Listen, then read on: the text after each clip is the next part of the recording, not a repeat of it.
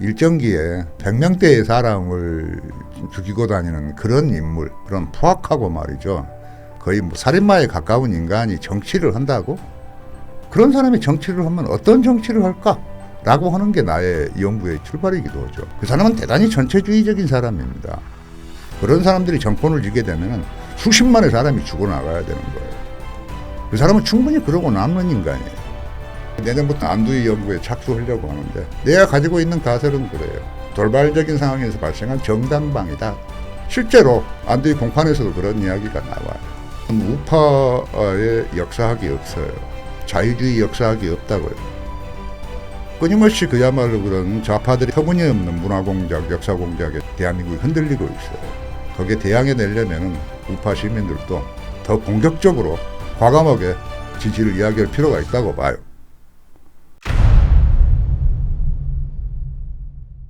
(1948년도에) 이제 5월 10일 대한민국 최초의 선거가 있었는데, 그때부터 이제 김구는 집요하게 대한민국이 건국되는 것에 반대를 했었잖아요. 박사님, 김구가 어떤 식으로 대한민국에 반대했는지 좀 설명을 해주시죠.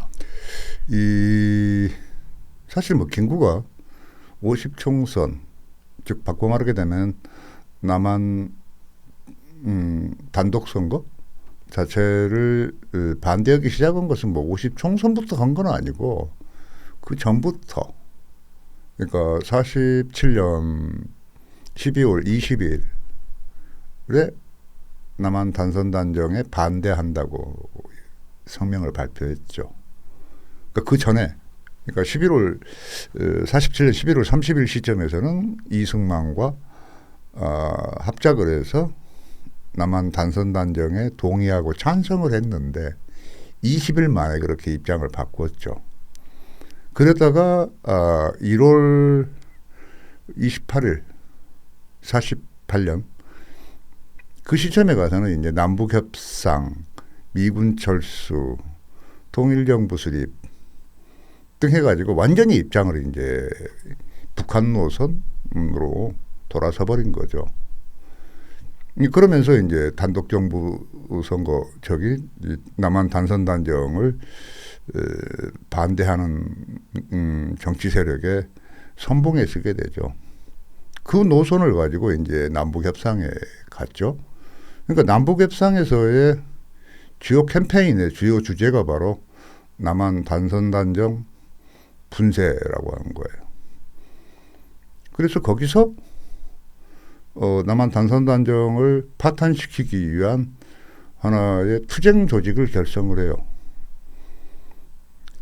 그래서 그 당시 이 남북협상에는 총 56개 정당 사회단체가 참석을 했고, 전체 뭐 대표들이 한 600명 선 정도가 됐는데, 그 정당 사회단체가 전부 다 그 남한 단선단정을 분쇄하기 위한 조직에 결성에 사인을 했어요. 그 조직에는 북로당이 들어가고, 그리고 남로당이 들어가고, 그 외에 여러 많은 56개 정당사회단체가 다 거기에 포함이 됐죠. 그리고 거기 혹시 한독당도 들어갔었나요? 당연하죠. 그랬고, 마찬가지 이제 이 단선단정을 분쇄하기 위한 투쟁 조직의 위원장이 바로 이 남로당 위원장이었던 허헌이죠. 그리고 실제로 이제 서울지구 현지 수행본부장은, 위원장은 이제 이승엽이가 담당을 했고요. 그래서 이 남로당은 이제 불법 투쟁, 그러니까 폭력 투쟁을 하겠다라고 담당을 했고, 김구를 비롯한 이 사람들은 이제 합법 투쟁을 전개했죠. 뭐 그렇게 해서 뭐 상당히 치열한 그런 투쟁이 발생을 했고, 실제로 남한 단선단정 저지 투쟁은 2월 7일 시점부터서 이미 시작이 됐던 거예요.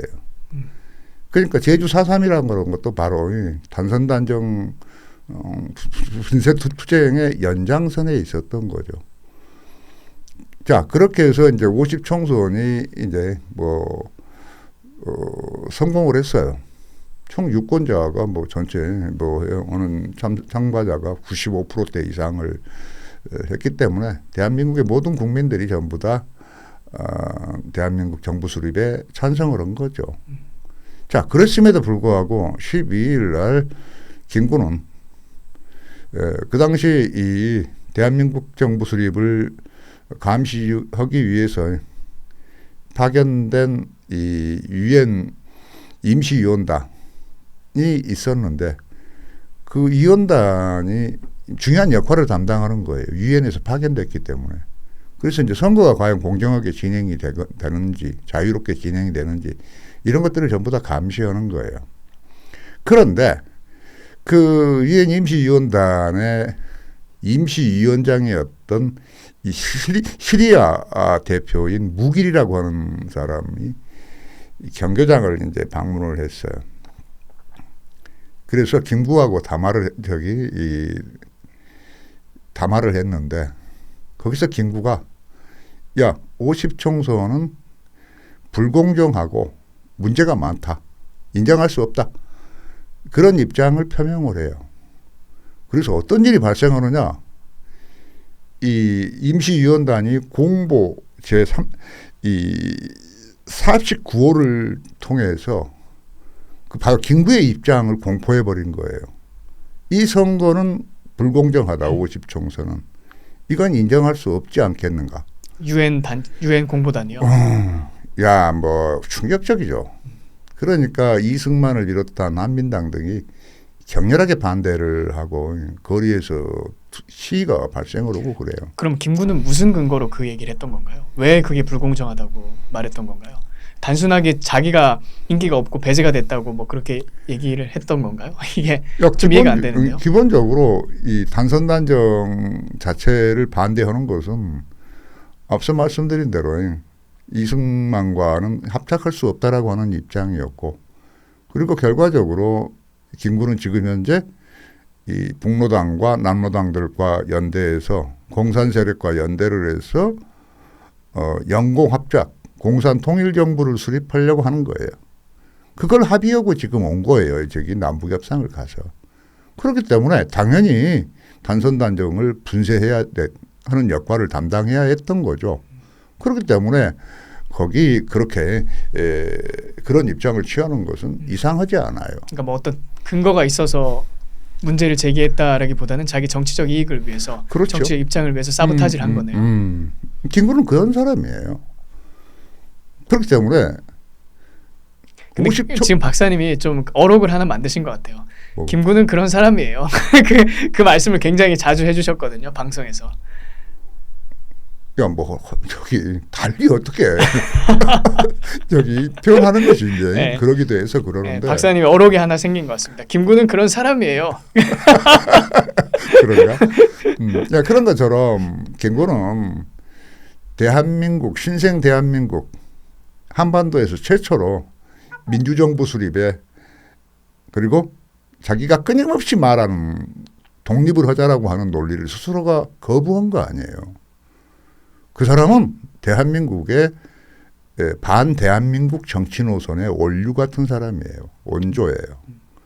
그러니까 지금의 더불어민주당이 김구를 그렇게 떠받드는 것도 이상하지가 않아요. 뭐 통일의 화신이다. 그리고 뭐 민족의 지도자, 영도자, 그리고 심지어 어떤 경우는 국부라고 이렇게 얘기하잖아요. 이번에도 그 8.15 때 광안리에서 드론 쇼 해가지고 김구 이미지를 확 띄우면서 그 프로모트하는 걸 봤었는데 이게 뭐 비단 민주당뿐만 아니고 대한민국 대다수 국민들의 정서를 대변하고 있다고 저는 생각을 했었거든요. 야, 그렇기 때문에 이게 이 정상이 아닌 거예요. 우리는 우리 자신이 누군지를 지금 모르는 거예요. 대한민국이 어떻게 탄생했는지, 어떤 나라인지를 모르고 사는 거예요.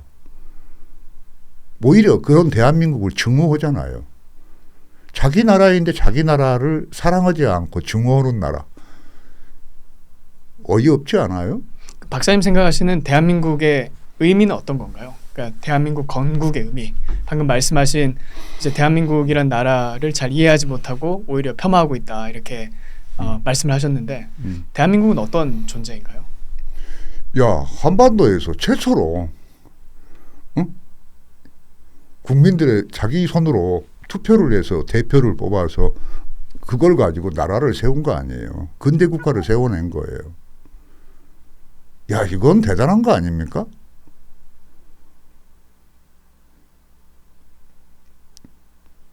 야, 그 의미라고 하는 거, 역사적인 의미라고 하는 것은 어떻게 뭐 어떤 형용사를 붙인다고 해도 그걸로는 충분하지 않은 그런 내용을 갖고 있어요.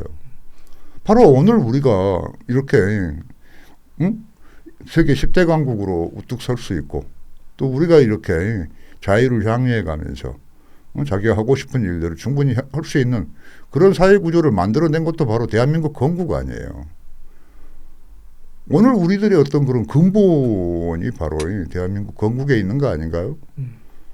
그러면 그런 부분들을 높이 평가해야 되는 거 아닙니까? 사랑해야 되고? 그렇지 않다는 거. 이게 뭐냐는 거지, 이게.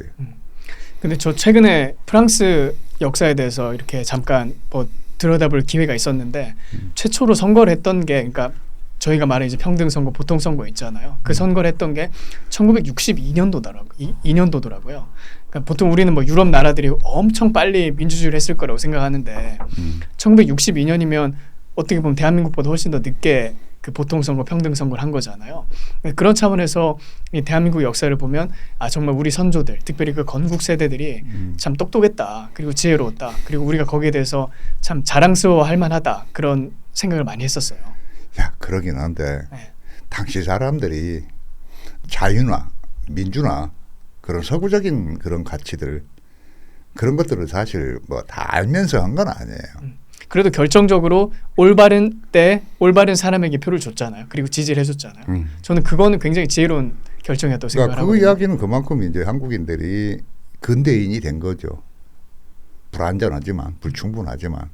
근데 문제도 그런 불충분한 국민들, 불완전한 국민들을 이끌고 이런 위대한 국가를 만들어낸 이승만이야말로 위대한 사람 아닌가요?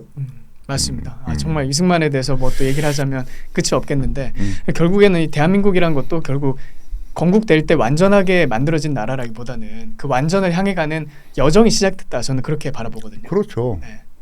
지금도 어떻게 보면은 이게 나라가 불완전하지 않습니까? 그렇죠. 개판이죠. 뭐 여러 가지 면을 봤을 때 뭐 정말 뭐 개판이잖아요, 사실.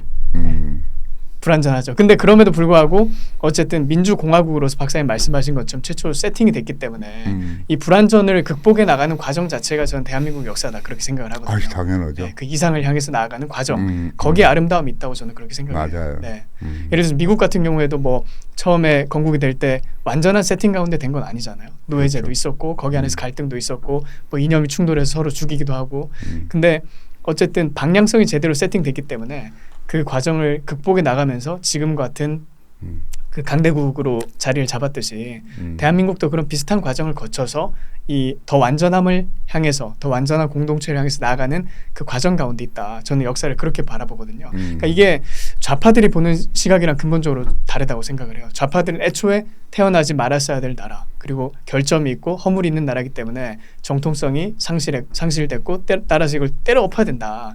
뒤집어 엎고 새롭게 출발해야 된다. 뭐 혁명을 해야 된다. 이렇게 얘기를 하잖아요. 근데 저희는 그것보다는 불완전한 건 맞지만 그럼에도 불구하고 완전함을 향해서 더 나아가는 어떤 과정 가운데 있다. 이렇게 인식을 갖는다는 게 이게 보수와 그 좌파의 정말 중요한 차이가 아닐까 생각을 합니다. 맞아요. 네. 근데 박사님 지금 이 뭐 이제 김구의 활동에 대해서 말씀해 주시는데 그럼 김구는 뭐 카멜레온 같이 그냥 왔다 갔다 하는 거네요. 자기 정치적 이해관계에 따라서.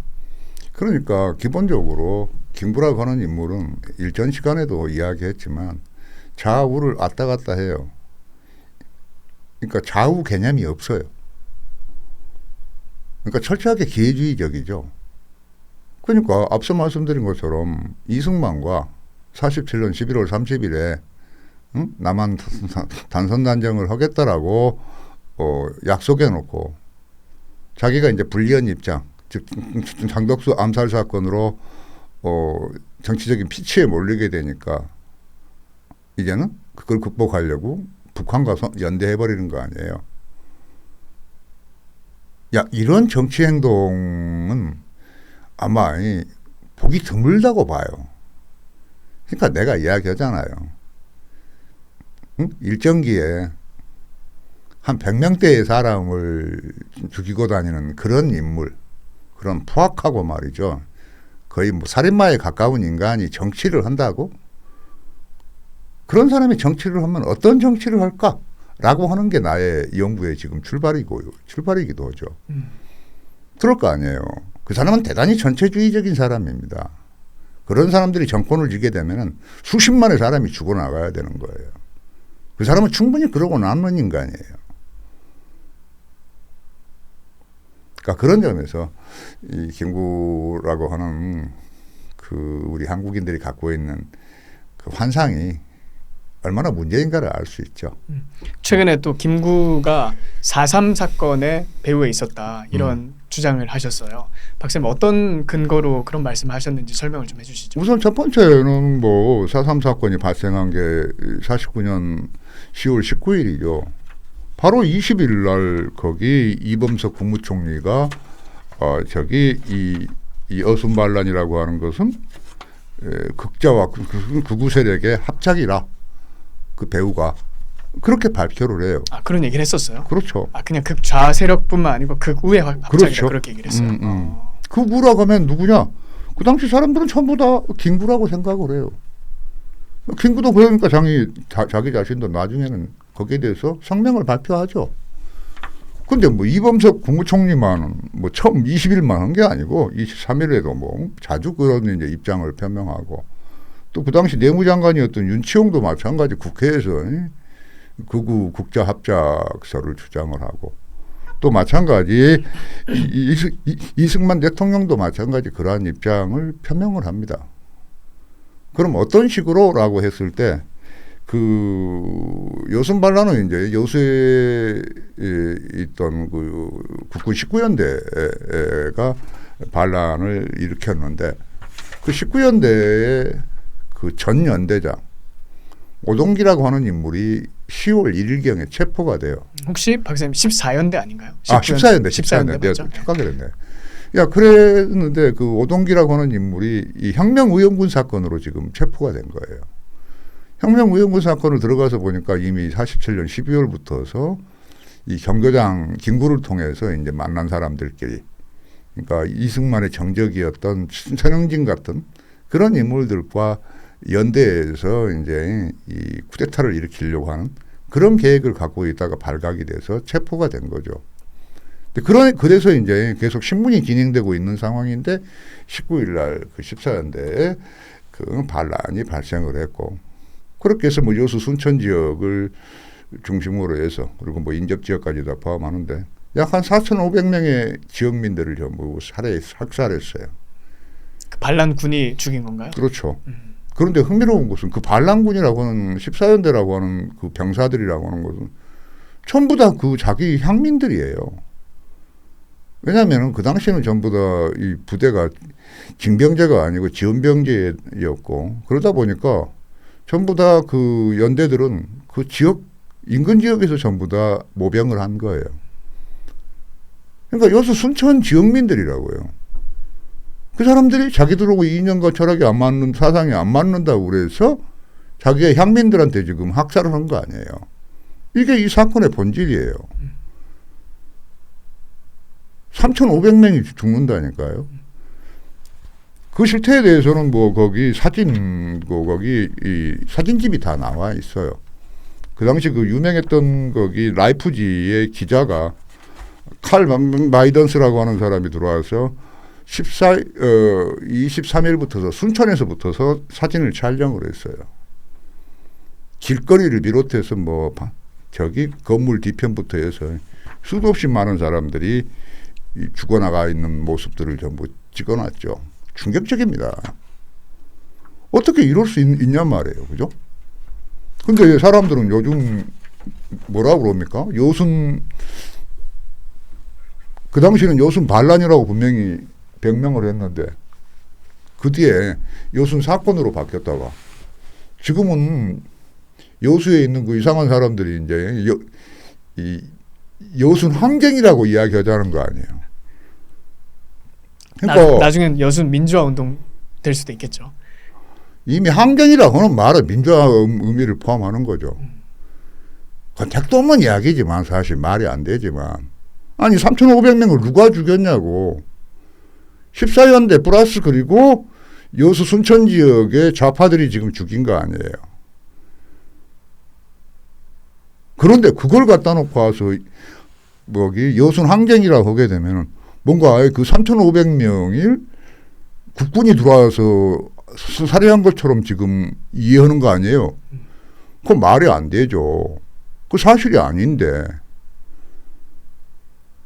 그리고 마찬가지 흥미로운 사실은 3,500명이 학살되는 과정은 전부 다 이승만 계열과 한민당 계열 사람들이 전부 학살 대상이었어요.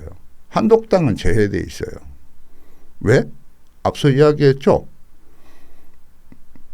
여순반란이라고 하는 것은 극자와 극우 세력의 합작이라고. 극우가 누구냐? 김구 한독당이에요. 그러니까 한독당은 학살 대상이 안 되고 오히려 학살의 가해자의 입장에 서 있는 거죠. 왜? 여수 인민위원회 위원장이 바로 한독당의 그 대표였으니까요. 실태가 이래요. 그건 부정할 수 없어요. 그렇기 때문에 우리는 이제 여순반란하게 되면 남로당을 이야기하는데 그것도 잘 모르는 이야기를 하고 있는 겁니다. 그렇지 않고 남로당, 북로당, 한독당 이 연대에서 일으킨 반란 사건이라고 보시면 돼요. 그러면 그 한독당은 거기에 대해서 어느 정도 적극적으로 참여를 했었던 건가요? 보통 우리가 역사를 배울 때 말씀하신 것처럼 이제 남로당이 주범이 돼서 그 14연대를 이렇게 선동해서 일으킨 사건이다 이렇게 얘기를 하잖아요. 근데 김구가 어느 정도 거기 깊숙하게 관련이 돼 있었던 건가요? 그 실태라고 하는 것을 선명하게 이제 보여주는 것은 정도에 따라 다르지만 앞서 말씀드린 것처럼 그 혁명의용군 사건의 군사 총책인 오동기라고 하는 인물이 14연대 연대장을 했고 그 14연대 연대장이 가장 저기 신복 부하가 바로 김지혜죠. 김지혜가 바로 이 여순반란을 주도했던 인물 중에 한 명이고 그렇죠. 그리고 마찬가지 앞서 말씀드린 대로 여수 지역의 인민위원회 위원장 중에 한 명이 한독당 세력이었다는 거. 무슨 실태상으로는 전부 그렇게 나오고 있어요. 그 다음에 이제 그런 이제 이범석 국무총리라든가 윤치영 내무장관 또 이 문제가 지금 국회에서도 계속 문제가 되는 것이죠. 그래서 이제 그러다 보니까 이게 문제가 되니까 이 애국 기자들이 이 경교장에 들어가서 김구를 인터뷰를 하는 거예요. 그 인터뷰를 했던 사람들이 또한 남긴 증언들이 있어요. 어떤 증언인가요? 예를 들어서 그 대표적인 인물이 이제 프랑스 기자인데 기자인 그 푸르라고 하는 인물이 있어요. 푸르라고 하는 인물인데 레옹 푸르. 그분이 이제 27일경에 거기 이 김구를 인터뷰하고 그 인터뷰한 내용을 가지고 도쿄로 날아가서 도쿄에서 이제 이 미군 관계자들과 정보 관계자들과 이제 그 보고를 한 거죠. 그 내용이 이제 문서로 남아 있는 거죠. 그 내용에서는 그래요. 이 김구를 인터뷰하니까 이 김구가 하는 이야기가 그런 거죠. 여순반란을 일으켰을 때 과연 이승만 정권은 어떻게 대처할까? 미군은 여기에서 어떻게 반응할까? 이런 사실들을 체크해보고 싶었다는 이야기를 하고 있어요.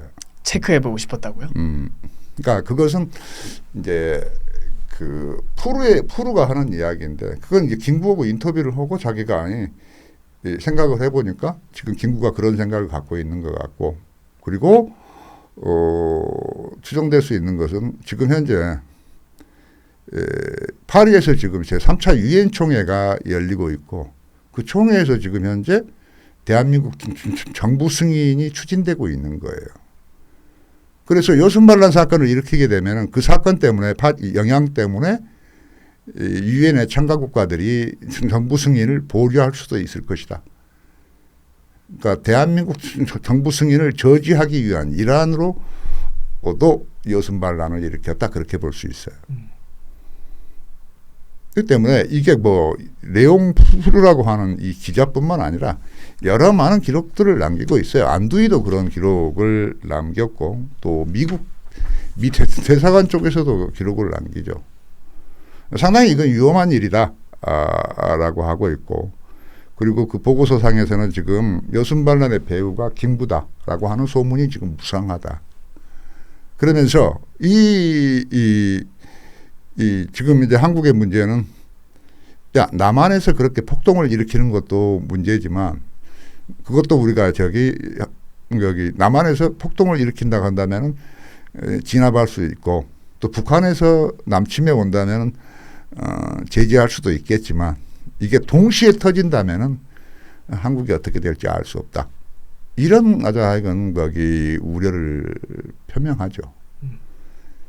그러니까 이게 그 간단한 문제가 아니라는 것을 알 수 있어요.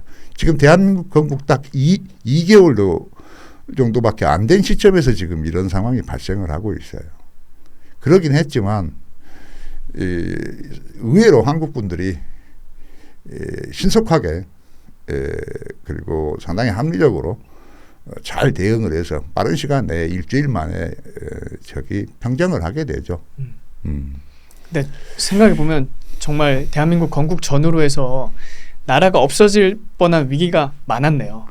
뭐 4.3 사건부터 시작해서 또 여순 반란 사건 또 그리고 가장 결정적인 건 6.25였잖아요. 그리고 뭐 전면전까지 우리가 북한이랑 뭐 중공과 소련의 사주를 받은 김일성과 전쟁을 치렀어야 됐던 건데, 그렇게 생각하면 지금 대한민국이란 나라가 절대 당연하게 생긴 건 아니다. 그런 느낌 확실하게 드네요. 그러니까 그 건국 과정을 보고 50년대까지도 보고 있노라면은 하느님을 찾을 수밖에 없다니까. 오 하느님이라고 하는 이야기가 나온다니까. 그러니까 신적인 존재를 찾을 수밖에 없다. 그렇지. 네. 그러니까 그만큼 이제 어떻게 보면은 하느님이 보호하사라고밖에 할 수 없다니까. 없다 그런 생각을 할 때가 있어요. 그리고 특히 그 이승만의 그 뛰어난 어떤 그러니 국정 능력이라 그럴까, 장악 능력. 실제로 해방 이후에 45년 이후에 들어와서 한 130개 국가가 세계적으로 새롭게 건국이 됐어요. 2차 대전 끝난 다음에요. 그렇죠. 하지만 거의 한 10년 정도도 안 되는 사이에 많은 국가들이 쿠데타가 일어나서 나라가 엎어지고 사회주의화가 되고 많은 나라가 그랬어요. 그런데 한국은 그러지 않았죠. 이승만 정권 하에서는 쿠데타는 상상할 수 없는 일이었으니까요. 그렇다는 이야기는 뭘 의미하죠? 6.25 전쟁을 거치고 그래가면서 막 70만 대군으로 막 군대가 증강이 됐죠. 국가재정의 한 50% 이상이 지금 현재 국방비로 지출되고 있고. 6.25 전쟁 끝나고 나서요? 그럼에도 불구하고 병사들의 처우는 아주 열악하고 부정부패가 아주 심한 그런 조건 하에서도 조건이라고 한다면 얼마든지 쿠데타가 일어날 수 있거든요. 생각해보면 진짜 그렇네요. 뭐 남미의 나라들이 소위 말해서 바나나 공화국이라 하는 나라들 보면 다 그런 조건 가운데 쿠데타가 일어나잖아요. 그러니까 예를 들어서 부정부패를 했는데 거기에 대해서 법적인 조치를 취하거나 체포를 하거나 하게 되면은 자기들도 살려면은 할 수 있는 방법은 쿠데타밖에 없는 거니까. 근데 그걸 이승만 대통령은 되게 현명하게 처리를 했죠. 혹시 박사님이 생각하시 어떤 방식으로 그걸 다루는지 좀 설명해 주실 수 있나요? 보시기에. 그러니까 70만 대군의 병력으로 이렇게 크게 늘어났고 또 미국의 군사 원조에 의존하지 않으면 유지할 수 없는 그런 군사력이고, 빨리 군사력을 좀 더 병력 규모를 좀 더 축소시키고 뭐 현대화시키면 좋겠는데 그럴 수 있는 경제적인 여력이 없고, 그렇기 때문에 하루하루 뭐 어떻게 보면 공무원들 봉급도 제대로 못 주는 상황이고, 그러하니 이 병사들에 대한 어떤 그런 처우도 좋을 리가 없죠. 그러니까 실제로 뭐 병력들에게 할당된 금액이 금액에서 한 3분의 1밖에는 집행이 안 되고 3분의 2는 전부 다 중간에 띄어먹어 버리니까. 띄어먹는 것도 그럴 수밖에 없는 것이 장교들도 마찬가지 똑같아요. 그러니까 가정을 유지하기가 어려울 정도의 열악한 어떤 그런 이 조건에 처해 있다 보니까 생존을 위해서는 결과적으로 그렇게 이 부정부패를 할 수밖에 없는 구조가 되어 있죠. 그러다 보니까 어떤 문제가 어떻게 그러면 이승만은 대응했을까라고 하는 건데 군 자체를 이 백선엽 그다음에 정일곤 이영근 한경도파 평안도파 남한파 이 3대 파벌로 구분을 하게 만들죠. 그래서 서로와 견제와 균형, 경쟁을 만들어내는 거죠. 군 내부에서요. 어떤 한 파벌이 독점적인 권한을 가지지 못하도록 그렇죠. 시스템을 만든 거죠. 그렇죠. 그리고 그걸 컨트롤하는 조직이 감시하는 조직이 김창룡의 특무대이고 그다음에 원용독의 헌병총사령부죠. 원영독 나중에 암살당하게 되는 원영독이죠. 그렇죠. 네. 그래서 그렇게 해서 이게 김창룡이 암살당하나요? 김창룡이 암살. 제가 좀 원영독이는 헷갈렸네요. 아니고. 야 그렇게 해서 이게 아슬아슬한 거예요 정말. 그럼에도 불구하고 이승만은 적절하게 그 컨트롤해 나가죠. 근데 지금 생각해 보면 참 대한민국에서 역대 대통령 중에 유일하게 전쟁을 지휘해 본 대통령이 이승만이더라고요. 그렇죠. 심지어 박정희도 전쟁을 지휘해 보진 않았잖아요. 베트남 파병 정도 했지만 자기가 직접 전면전을 사령관으로서 그러니까 말하는 이제 국군 통수권자로서 지휘해 본 적이 없잖아요. 근데 그것만 생각해도 참 대단해요. 그리고 이승만 관련된 글들을 보면 6.25 때 끊임없이 전장에 나가서 그 노구를 이끌고 전장에 나가서 계속 사병들을 격려하고 연설을 그렇게 많이 하더라고요.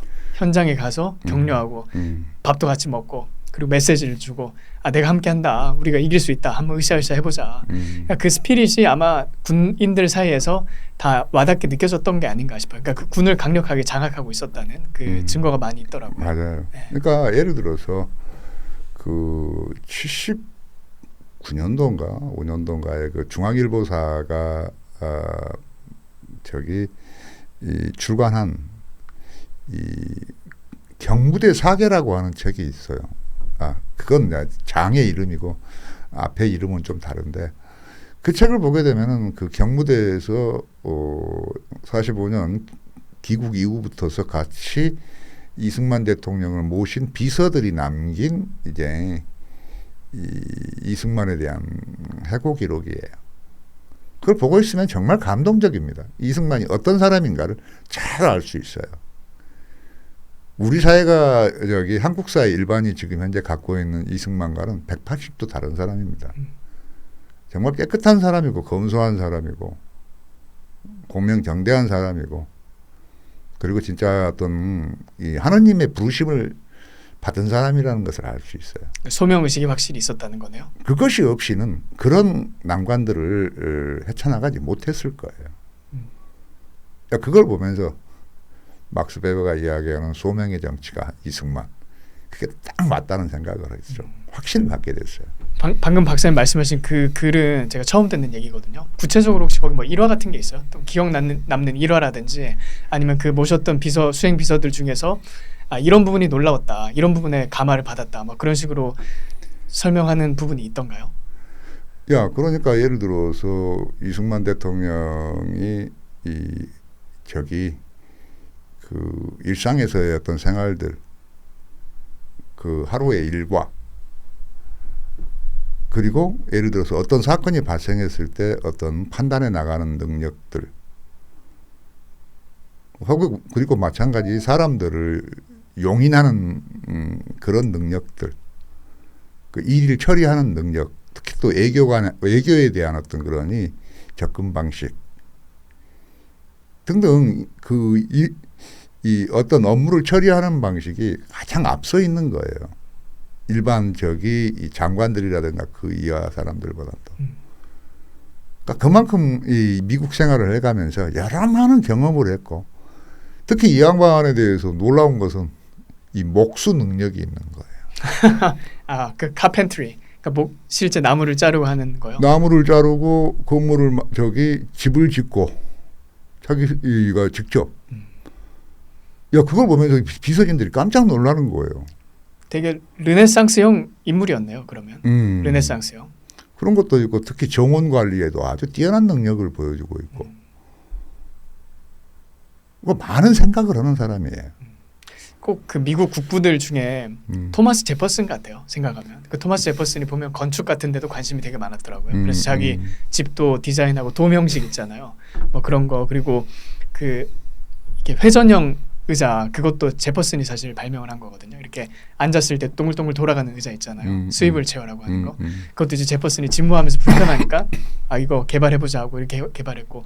그러니까 미국 국부들을 보면 그런 식의 르네상스형 인간들이 참 많더라고요. 자기 정치는 소명으로서 하지만 자기의 직업이 있고 그리고 그 직업을 통해서 뭔가 발전도 이뤄내고 뭐 사회 기여도 하고 또 어떤 글도 많이 쓰고 그런 게 참 이승만이랑 좀 느낌이 비슷하다 그런 생각이 그러니까 들어요. 예를 들어서 하와이에서 그렇게 그 교민들이 낸 한 푼 두 푼을 모아서 이제 교회를 짓거나 학교를 짓게 되면은 돈이 없으니까 자기 자신들이 몸으로 때울 수밖에 없는 거지.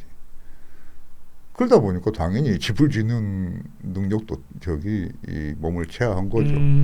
그렇게 생각할 수 있겠네요. 그렇죠. 그 과정을 통해서 그걸 체득하게 됐다. 돈이 없는데 없는 돈이지만 이걸로 뭔가 꼭 학교는 세우고 싶은데 그러려면 어떻게 할 거야? 자기 자신들이 직접 지을 수밖에 없는 거 아니냐 말. 그러니까 그런 것들이 이제 쌓이면서 하나의 이제 경험으로 몸에 체화되어 있는 거죠. 그 때문에 뭐 집안 정원 관리라든가 어떤 뭐 건물을 새로 개조한다든가 이런 것들도 최소한의 비용으로 자기 손으로 전부 하는 거예요. 야, 그런 걸 보고 있느라면은 야, 대통령이라는 게 이런 건가? 그런 이제 그걸 통해서 그 이승만의 어떤 그런 사고를 알 수 있죠. 대단히 실용주의적이고 현실적이고. 또 그런 것이 또한 정치 행동으로도 표출되고 있고 그리고 그렇죠. 또 되게 창의적이다는 생각도 들어요. 그렇죠. 네, 되게 창의적이다, 독창적이다. 네, 항상 이승만과 당대 정치인들을 구분했던 주요 자질 중에 하나가 저는 그 문제 해결 능력이라고 봤거든요. 그러니까 그때 당시 뭐 이승만의 버금가는 학력을 가진 사람도 꽤 있었죠. 예를 들어서 뭐 서재필이라든지 박사님 말씀하신 안타까운 인물 장덕수 같은 분들 그리고 뭐 그 밖에도 뭐 윤치호도 그렇고 여러 가지 독립운동했던 사람들 중에 뭐 지성적인 차원에서 이승만과 비슷한 수준에 있는 사람들이 꽤 있었다고 생각을 하는데 이제 이승만과 그 기타 여러 사람들을 구분하는 결정적인 차이점은 아까 말씀하신 소명의식. 그러니까 난 이걸 해내고야 말겠다. 그러니까 하늘이 두 쪽 나도 난 이거를 위해서 목숨을 바쳐서 희생해서 해내고야 말겠다는 그 사명감과 그리고 어떤 문제가 찾아왔을 때 좌절하는 게 아니고 그걸 돌파하려고 하는 어떤 그 의지를 가진다는 거 그리고 창의성이 있다는 거. 아까 말씀하신 뭐 그런 것들도 다 이승만의 삶을 통해서 나타나잖아요. 예를 들어 방공포로 석방 같은 거 결정적인 사건이잖아요. 그러니까 특히 뭐 자유에 대한 어떤 그런 인식이 아주 강한데, 그러니까 예를 들어서 뭐 경무대에 있으면은 여러 많은 사람들을 만나고 선물도 가져와요. 앵무새를 가져온대. 그러면 이제 뭐 세 장에다 넣어가지고 가져오겠죠. 근데 그걸 그 양반은 못 봐주는 거지. 아니 새에게도 이렇게 세 장이 아니라 새에게도 자유를 줘야 될 거 아니냐. 그래서 오면은 세 장을 열어서 새를 풀어주는 거예요. 몇 번인가 그런 것을 비서진들이 봤다는 거죠. 그러니까 완전히 그야말로 이 뼈에 그야말로 이 자유가 무엇인지를 제대로 체화하고 있는 거죠. 그 동물들에 대해서도 그런 입장을 보여주니까. 그런 걸 보고 있노라면은 이게 그 책을 읽으면서 야 정말 여러 가지 충격을 받았는데 감동을 했으니까요. 그 막스 베버가 말한 그 직업으로서의 정치에서 말하는 정치가의 자질은 뭔가요? 베버가 말하는 정치인으로서 필요한 자질 어떤 게 있을까요? 열정과 책임감 그리고 객관화의 능력이 필요하다라고 이야기를 하고, 그리고 이제 하나의 자질이 그렇고 윤리로서는 이제 그 신념 윤리와 책임 윤리의 균형이죠. 그러니까 뭐 우리가 하는 말처럼 뜨거운 열정과 냉정한 이성이 있어야 한다는 거예요. 정치가. 왜? 권력을 다루기 때문에. 권력이라고 하는 것은 악마의 힘 같은 거거든요.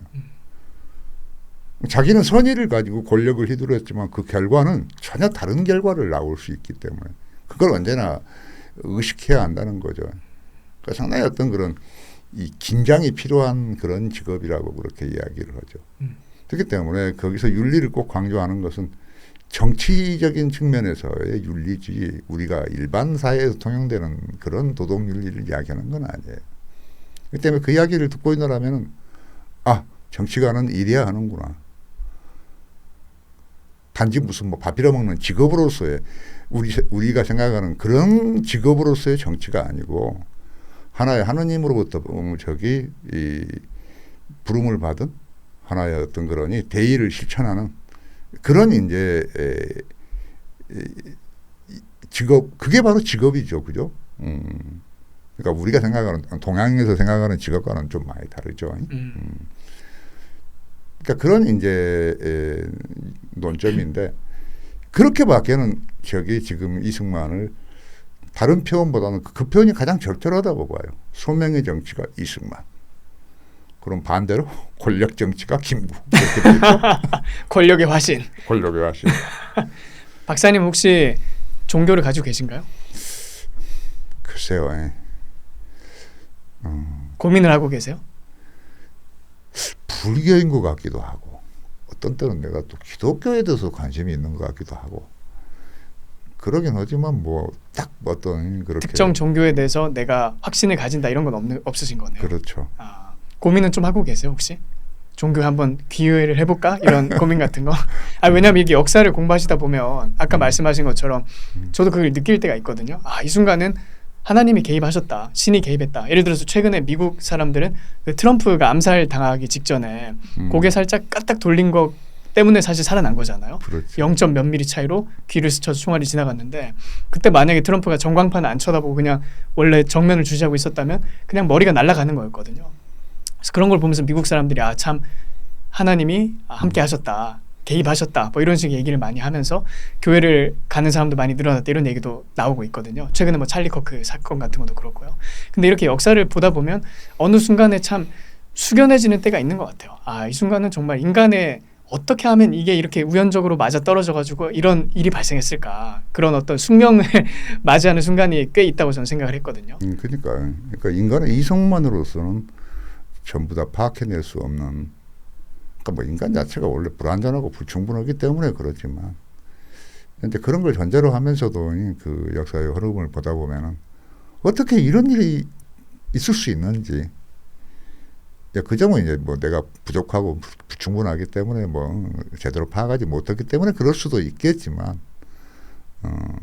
그러니까 그런 상황들을 목도할 때가 있는데 요즘 대한민국 건국사를 공부하면서 그걸 절실하게 느꼈죠.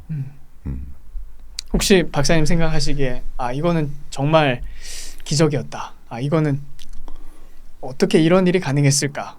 이게 아니었으면 큰일 났을 텐데 그렇게 느끼시는 어떤 사건이 있나요? 뭐 말씀해주신 뭐 4.3 때도 그렇고 뭐 6.25 전쟁 때 여러 가지가 있겠지만 특별히 최근에 느끼신 그런 사건이 있을까요? 예를 들어서 그 앞서도 설명했는데 김창룡 암살 사건 그걸 공부하면서 이승만을 다시 보게 되는 거죠. 그러니까 이 50년 6.25 전쟁이 끝난 얼마 안 되는 시점에서 지금 김창룡 56년 1월 말에 1월 30일에 지금 암살 사건이 발생을 했으니까 이게 6.25 전쟁이 끝난 지 지금 몇 년이요? 3년밖에 안 되는 거 아니에요? 어떻게 보면은. 김창룡이 이승만의 뭐 사실상 오른팔이었죠. 뭐 오른팔이라고 한다는 건데 그것도 조금 표현이 그런데. 그러니까 어떤 사람이었나요? 김창룡 일단 그거부터 좀 설명을 해주시죠. 김창룡이라고 하는 분은 그야말로 대한민국의 건국자의 한 명이라고 저는 봐요. 왜냐하면은 그 양반이 한 것은 결과적으로 이 용공분자들, 공산주의자들을 전부 다 색출해내고 내는 작업에 앞장선 사람 아니에요. 그런 사람들의 그 역할들이 있었기 때문이야말로 우리가 6.25 전쟁에서 그래도 버텨낼 수 있었던 거죠. 혹시 숙군 작업을 했던 당연히요. 책임자인가요? 네, 숙군 책임자이죠. 책임자. 거기서 상당히 뛰어난 능력을 발휘를 했어요. 그것 때문에 욕도 많이 얻어먹지만 근데 그것은 단 터무니없다라고 생각을 하지만서도 그러니까 그렇게 해서 뭐 했고 또 마찬가지 6.25 전쟁을 진행되는 과정에서도 마찬가지 부역자 색출이라든가 여러 많은 공산주의자들 간첩들을 전부 다 색출해 내서 내는 작업을 했죠. 그건 누구나 할 수 있는 게 아닙니다. 또한 마찬가지 이제 전쟁이 끝나고 난 이후에는 군부 내에서의 비리, 방산 비리부터 해가지고 여러 많은 그런 부정부패가 발생하는 거에 대해서도 거의 뭐 손바닥 보듯이 전부 다 파악을 하고 있었기 때문에 그걸 통해서 결과적으로 그런 군벌들의 준동을 제압하는 거 아니에요. 그러니까 그 이승만 대통령에게 독대를 하는 거예요. 그래서 그 이승만이 알고 싶은 정보를 제공하는 역할을 하죠. 근데 그만큼 그러려면 자기 자신이 청렴해야 되겠죠. 그리고 공정해야 되겠고. 그리고 누구한테 뭐 안다고 해서 잘 아는 사람이라고 한다고 해서 봐주고 안 봐주고 그런 게 없어요. 그렇기 때문에 이승만이 신뢰하는 거예요. 그런 거지 뭐 다른 이유가 있어서 신뢰하는 게 아니에요. 김창룡이가 주는 정보는 정확한 정보인 거예요. 이승만은 끊임없이 이야기를 해요. 그 사람은 하는 이야기를. 과학적인 수사와 증거를 요구하는 거예요. 증거가 있으니까 일정한 판단을 하는 거예요. 김창룡 장군이 그냥 가서 그냥 이야기해서 되는 게 아니고 그냥 또 같은 사안이라고 하더라도 김창룡 특무대한테만 맡기는 게 아니라 원영독인 헌병총사령부한테도 맡기고 경찰한테도 맡겨보고 그래서 종합적으로 거기 맡겨봤을 때 가장 정확한 정보를 제공하는 게 바로 김창룡인 거죠. 그러니까 그 양반이 승승장구하는 거예요. 왜? 이러면 한 만큼에 대해 평가해 주는 거니까. 그런 이제 과정인데 그걸 통해서 보니까 어떤 생각이 드냐면은 김창룡이라고 하는 것은 누구냐라고 했을 때 이승만을 비춰주는 거울이다라고 하는 생각을 했어요. 그러니까 김창룡을 보게 되면 이승만이가 누구인가가 보인다는 거죠. 그 점에서 그걸 이제 거기 연구하는 과정에서 이승만의 그 용인술 통치술이 정말 뛰어난 거구나. 그러니까 시대적인 어떤 그런 제약 조건을 고려하면서 거기서 할 수 있는 최선의 선택을 하고 있구나 하는 것을 알 수 있었죠. 그러니까 이승만을 비춰주는 거울이란 뜻은 김창룡 같은 사람을 쓴 이승만을 본다면 이승만이 어떤 사람인지를 알 수 있다. 그렇죠. 그런 뜻인가요? 그렇죠. 그리고 김창룡이가 하는 행위가 바로 의사결정과 실제로 거기 수사를 해나가는 방법이라든가 그런 것들이 전부 다 이승만과 링크되어 있기 때문에 그런 점에서 이승만을 바로 보는 방법도 있지만 그렇지 않고 간접적으로 김창룡이를 통해서 이승만을 가늠해 볼 수 있죠. 그런 점에서 상당히 흥미로운 주제이게 됐다 그렇게 생각을 해요. 아까 그 박사님께서 경외감을 느끼신 부분은 어떤 부분이에요? 그냥 이런 사람을 잘 썼다 그런 건가요? 그런 점도 있지만 감동을 느꼈다. 아까 그렇게 비슷하게 말씀을 하셨잖아요. 그 점에 대해서는 이제 또 여러 가지가 있는데 예를 들어서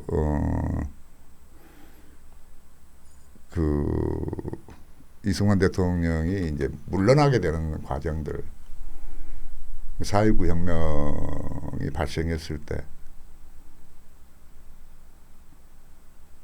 그러니까 거기 4.19 혁명이 발생했을 때 자기는 지금 모르는 거예요.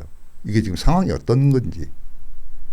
왜냐하면은 건강이 지금 안 좋다 보니까 프란체스카 여사 같은 경우는 가능하면은 이승만한테 충격을 줄 수 있는 정보는 차단시키는 거예요. 계속. 그리고 이승만 대통령도 국내 신문은 보지 않아요. 그러다 보니까 국내 사정이 점점 멀어지게 되는 거죠. 근데 예전 같으면은 김창룡 장군이 있으니까 계속 정보를 제공했을 텐데, 김창룡 장군도 마찬가지 이제 뭐 희생돼 버렸고, 그러다 보니까 이 국내 사정이 어두워지게 되고, 그러다 보니까 그 이기붕을 비롯한 자유당 세력들이 그야말로 뭐 쥐락펴락 해버리는 거예요. 아니에요. 그렇게 해서 그렇게 3.15 부정선거가 발생을 했고, 그게 이제 크게 문제가 되는 거죠. 그랬을 때, 이 희생자가 발생했다라고 하는 사실을 인지를 했고, 이걸 수습할 수 있는 방법은 다른 방법이 아니라 내가 하야하는 거다. 그러니까 벌써 이제 학생들이 하야하라고 막 그렇게 이야기를 하고 뭐 데모가 발생을 하니까, 아니 그 독재자가 스스로 물러나는 사람이 어디냐 이 말이야. 그러면서 이승만이 하는 이야기가 그래요. 장개석이가 유로의 편지를 보내왔어요. 그랬을 때 그 편지에 대해서 답변한 내용이 실려 있죠. 야, 나는 결코 나는 이 후회하거나 내가 그렇지 않는다. 나는 우리 국민들을 나는 다시 한번 알게 됐다. 그렇다. 잘못된 일이 발생하면은 잘못됐다고 이야기를 해야 되고 그걸 행동으로 보여줘야 한다. 야, 그런 점에서 나는 우리 대한민국 국민들이 위대하다고 생각한다.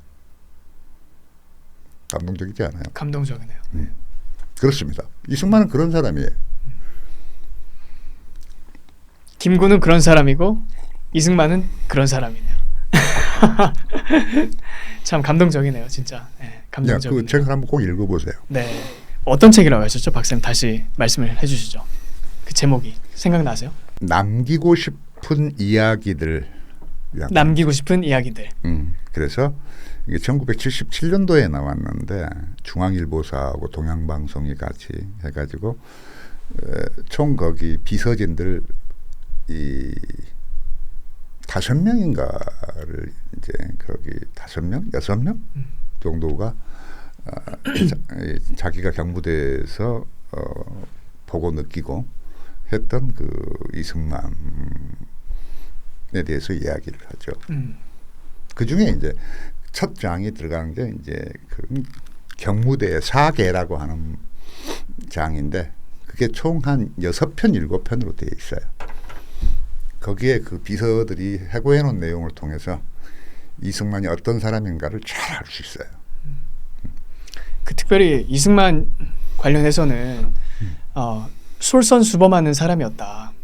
그런 생각이 많이 들어요. 일단 본인 자체가 청렴하고 결백하고 또 애국심이 있었잖아요. 그리고 국민을 사랑할 줄 알고. 그렇죠.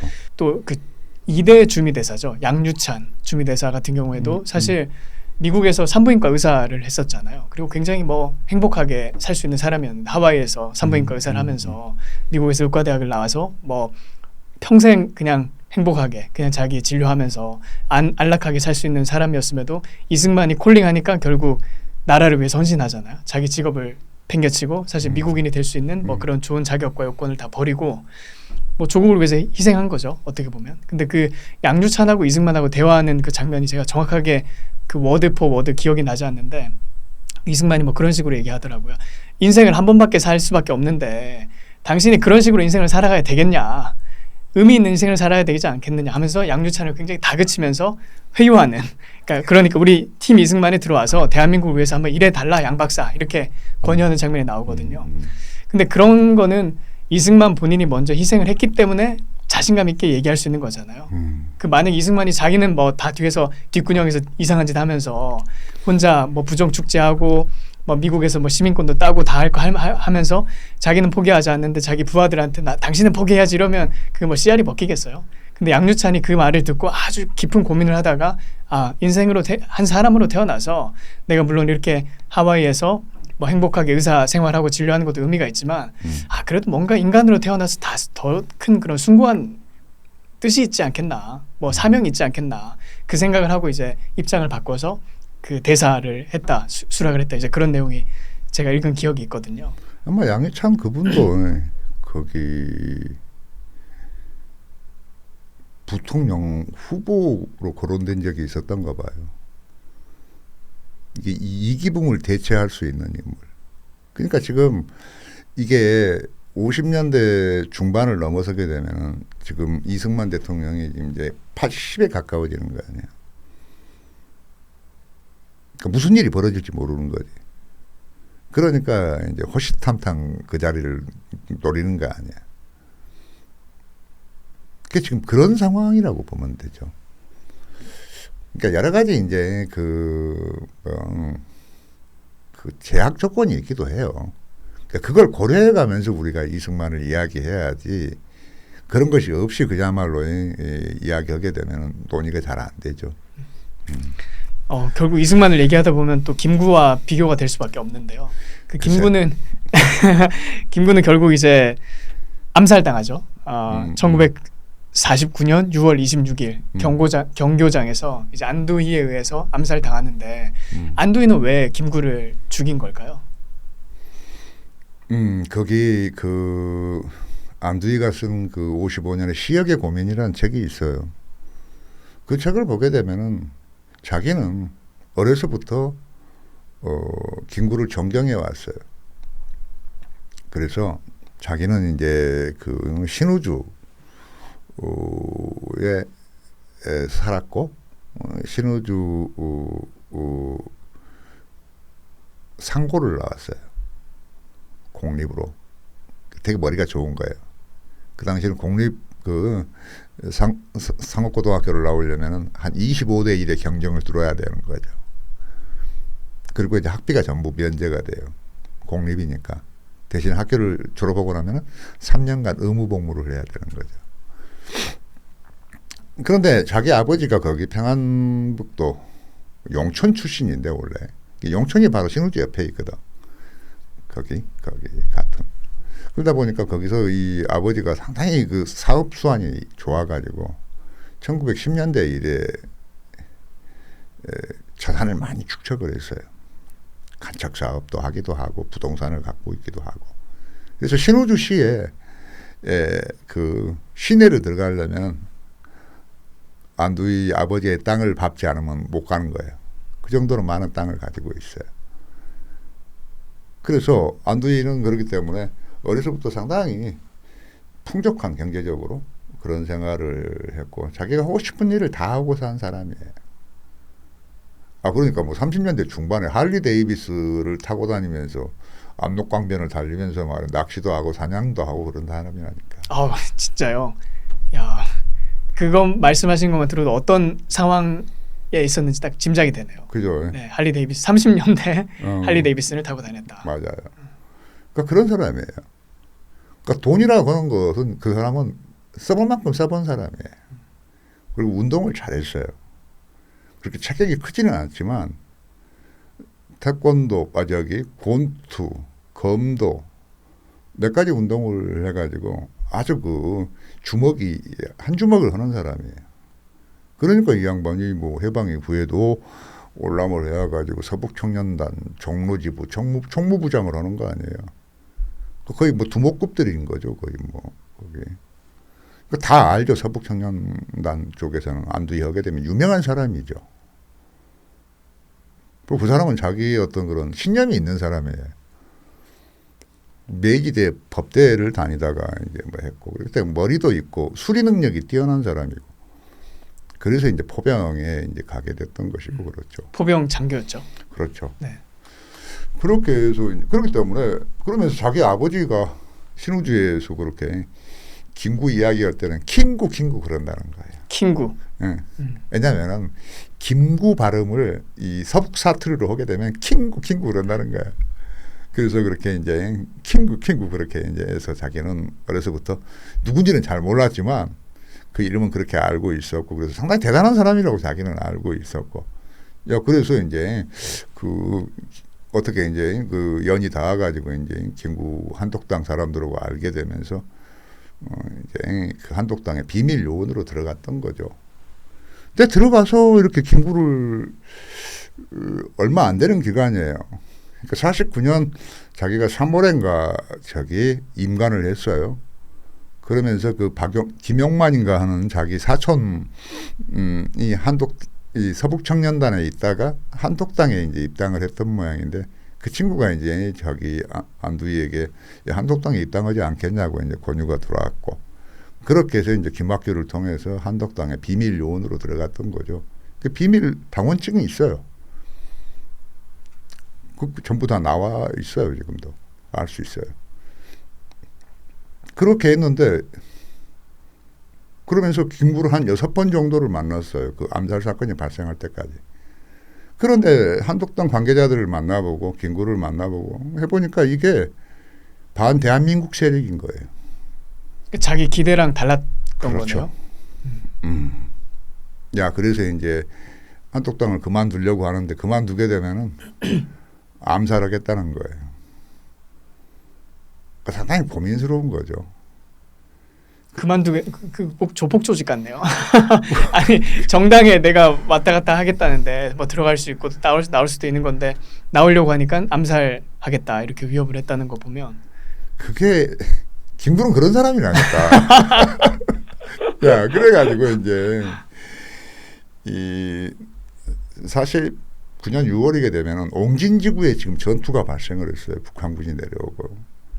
그러니까 벌써 한 5월부터서 이 해성지구라든가 여러 지금 38선 일대에서 지금 저기 이 전투가 벌어지는 거예요. 국지전이. 그러니까 1950년 6월 25일 전면전이 발생하기 전에 이미 국지전이 끊임없이 발생하고 있었다는 그렇죠. 거죠. 이게 안두희가 김구를 쏴 죽인 게 49년도 49년도 6월 26일이니까요. 그러니까 5월부터서 벌써 그런 북한군의 어떤 그런 이 도발이 여기저기서 지금 행해지고 있는 거예요. 6.25 1년 전부터. 그렇죠. 이제 그런 상황이기 때문에 이게 어떻게 보면 거의 이제 48년 말에 계엄 국가보안법이 지금 만들어졌고 그렇기 때문에 보안법이 들어졌고 또 그런 상황이기 때문에 계엄령이 지금 어떻게 보면은 이제 발동됐다라고 볼 수 있거든요. 그러니까 비전시 준전시 상황인 거예요. 그런 상황에서 이제 안두희가 지금 옹진지구 전투에 참가를 하게 되는 거죠. 연락장교로 이제 가게 됐는데 그러는 과정에서 이제 그 김구에게 자기의 고민을 좀 확인해보고 싶은 거예요.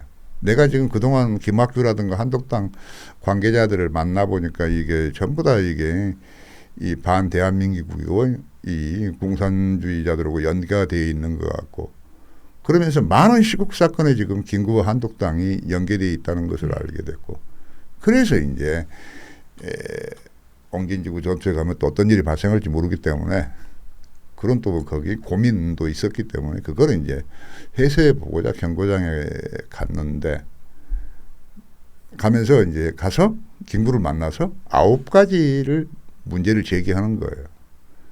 송진우는 왜 죽였냐? 장독수는 왜 죽였느냐? 응? 여순반란의 배우라는데 그건 어떻게 된 거냐? 굉장히 당돌하게 질문했던 거네요. 그 안두희 입장에서는. 그러니까 도저히 자기로서는 납득할 수 없는 일들이기 때문에. 그러니까 그걸로 고민을 많이 하고 있었기 그렇지. 때문에 그걸 풀기 위해서 직접 당사자한테 물어봤던 거네요. 물어보는 거죠.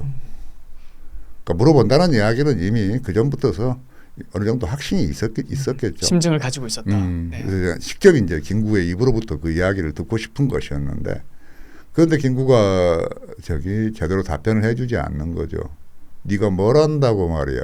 그러면서 뭐 내가 바로 대한민국이 저기 국가다 막 해가면서 그렇게 그따위 식으로 이야기를 하니까 그런 과정에서 이제 김구가 벼루를 던지고 막이 책을 던지고 막 해가면서 덮쳐오는 거예요. 죽이겠다는 거야 이게. 그러니까 반사적으로 총을 꺼내서 총격을 가했던 거죠. 아 그러면 애초에 안두희가 김구를 암살하려고 들어갔다라기보다는 그렇죠. 자신의 의문을 해소하기 위해서 갔는데 그 상황이 이제 긴장이 증가하면서 거기서 이제 쏘게 됐다 이렇게 격렬한 어떤 그런 언쟁이 발생을 한 거죠. 그러니까 그 26일 날 12시 반에 지금 안내를 받고 올라가는 거예요. 권총을 차고 올라가요. 아니 생각을 해보게 되면 암살을 하겠다라고 하는 사람이고 김구가 처음 보는 사람이고 그런 사람이었다 한다면 누가 권총을 차고 올라갈 수 있게 하겠냐 이 말이에요. 비밀 당원이고 그 전부터 자주 왔었으니까 밑에 있는 사람들이 그냥 올려 보낸 거라고 볼 수 있겠죠? 독대를 할 수 있도록 그렇지. 권총을 차고도. 응, 차주 그동안 해왔으니까. 그런데 지금 사람들은 그렇게 이야기하지 않죠. 뭔가 사주를 받아가지고 처음 올라가서 막 총을 쏘아버렸다고. 그러니까 말 같지도 않는 이야기를 하는 거예요. 디테일이 전혀 뭐 맞지가 않아요. 그러니까 그래서 이제 거기 올라갔다가 딱 15분 정도, 45분경에 총격을 가했던 거죠. 4발을 가했어요. 사람들은 그런 이야기 하더구만. 이왕에 쏠려면 4발만이 아니라 한 400발 쏴줘도 괜찮은 거 아니냐고. 왜? 자기 자신도 그야말로 치아파 사건에서 그야말로 발끝까지, 머리에서 발끝까지 막 난도질을 하고 그렇게 사람을 죽이잖아요. 나도 조금 그런 생각을 하기도 해. 4발은 너무 적어. 그런 거예요, 이게. 실상이. 그런 거지. 이게 무슨. 그렇기 때문에 나는 그런 생각을 해요. 나는 이제 내년부터 이거 하게 되는 안두희 연구에 착수하려고 하는데, 내가 가지고 있는 가설은 그래요. 돌발적인 상황에서 발생한 정당방위다. 실제로 안두희 공판에서도 그런 이야기가 나와요. 혹시 안두희 본인이 그렇게 증언했었어요? 변호사가 그런 이야기, 변호사가 그렇게 변호를 하죠. 이것은 집행유예 정도로 끝날 수 있는 일이다. 그 이면에는 뭐냐? 김구는 대한민국 국민이 아니기 때문에. 국민이 아닌데 그런 인간이 죽었다고 그래서 법적으로 문제가 된다? 될 수도 있겠지만 그렇게까지 뭐 가중하게 문제를 처리할 수 있는 상황은 아니라는 거지. 왜 상황을 전부 다 검토를 해보니까. 집행유예? 적절한 나는 형이라고. 그렇기 때문에 당시에 그 재판부도 그렇고 실제로 그걸 조사했던 뭐 헌병대라든가 CRC에서도 전부 다 안두희의 입장을 충분히 공감하죠. 왜? 그 전부터 이미 김구라고 하는 인물이 어떤 인물인가를 다 알고 있었기 때문에. 그러면 그 입장이라고 하면 안두희가 그런 격렬한 논쟁으로 대치 상황이 벌어졌을 때 김구가 먼저 안두희를 해하려고 했기 때문에 안두희가 그걸 면하는 과정에서 정당방위를 했다, 행사했다, 그렇게 판결했다는 거네요. 아니, 그렇게 이제 변호사가 얘기를 했다. 요구를 하는데 그렇게 판결이 나오지는 않고 무기징역을 한 거죠. 그러니까 무기징역도 상당히 어떻게 보면은 그런 고려가 있는 거죠. 사형이 아니고 무기징역이니까. 무기징역이 나오게 되면 얼마든지 면책을 해줄 수도 있는 여지가 생기니까. 그래서 실제 나중에 15년형으로 감형되고 나중에는 사면이 됐잖아요. 6.25 전쟁이 발발하니까. 6.25 전쟁이 발발하게 되면서 서대문 형무소에 지금 수감이 되어 있었는데 그러면서 많은 이제 그 공산주의 세력들은 전부 총살을 해요. 그러면서 안두희는 거기서 풀려나요. 풀려나는 이유는 간단해요. 안두희는 애국자거든. 반공주의자고. 지금 현재 군 자체는 지금 현재 장교들이 계속 희생자가 늘고 있고 그렇기 때문에 안두희 같은 사람들은 빨리 복권시켜서 전쟁에 투입시켜야 되는 거예요. 당연한 거였습니다. 이상하지 않아요. 그러면 박사님 말씀은 거기에 이승만 정권 일반적으로 이제 사학계 소위 말하는 이제 좌파들이 하는 얘기는 이승만이 김구 암살의 배후에 있었다. 안두희를 사주해서 김구를 죽였다. 그렇기 때문에 그 증거가 뭐냐라고 하면 항상 얘기하는 게 그거잖아요. 결국 이승만 정권에서 안두희를 사면시켜줬지 않냐. 그것만 봐도 이승만이 당연히 김구를 죽였다는 걸 알 수 있다. 그렇지 않으면 왜 사면을 해줬겠느냐 이렇게 얘기를 하거든요. 그럼 이제 박사님 말씀은 그 사면의 이유가 이승만이 그 배후에 있었기 때문이 아니라 6.25라는 그 국가 재난 어떤 긴급 상황 가운데 정부로서 할 수 있는 최선의 조치였다. 이렇게 보시는 거네요. 조치일 수밖에 없죠. 그리고 앞서 이야기했지 않습니까? 김구는 대한민국 국민이 아니라니까요. 되어본 적이 없어요. 그런 자에 대해서 우리가 생명을 보호해줄 필요가 없다고요. 박사님 말씀하신 김구는 대한민국 국민이 아니었다는 거는 주민등록상에 등록이 안 돼 있던 건가요? 아니면 그냥 정신상으로 김구는 대한민국을 인정하지 않는다? 본인 스스로 입으로 대한민국을 인정하지 않는다고 이야기를 했고 부정한다고 이야기를 했고 끊임없이 그야말로 북한과 통일을 해야 된다고 이야기를 하고 통일한다는 이야기 뭐죠? 대한민국을 해체하라는 이야기 아니에요. 그런 자를 두고 와서 무슨 재판을 한다 이 말이야. 그러니까 내가 이야기하잖아요. 4발이 아니라 400발, 4000발을 쏴도 상관없다니까. 논할 여지가 없다고 저는 봐요. 네, 김구에 대해서 참 박사님을 통해서 많은 진실을 알아가고 있습니다. 하여튼 너무 수고해 주셔서 감사드리고 앞으로 박사님께서 하실 연구 안두희 포함해서 또 김구의 그 해방 이후의 특별 행적 그 부분에 대해서 우리 국민들이 진실에 많이 눈을 떠야 된다고 생각을 해요. 박사님께서 이번에 그 테러리스트 김구를 통해서 해방 이전 행적에 대해서 좀 조명을 해주셨다면 다음에 이제 출간하시게 될 후속 그 저서를 통해서 그 해방 이후의 김구가 어떤 식으로 집요하게 그 반대한민국 행동을 해왔는지, 이 대한민국이라는 나라를 없애기 위해서 사보타지 했는지 거기에 대해서 진실의 빛을 많이 밝혀주셨으면 좋겠습니다. 그 점이 있고요. 꼭 마지막으로 한마디 하고 싶은 것은 지금은 우파의 역사학이 없어요. 자유주의 역사학이 없다고요. 그리고 끊임없이 그야말로 그런 좌파들의 어떤 그런 터무니없는 문화공작, 역사공작에 지금 이 대한민국이 흔들리고 있어요. 거기에 대항해 내려면은 우파 시민들도 더 공격적으로 과감하게 지지를 이야기할 필요가 있다고 봐요. 그러지 않으면 안 됩니다.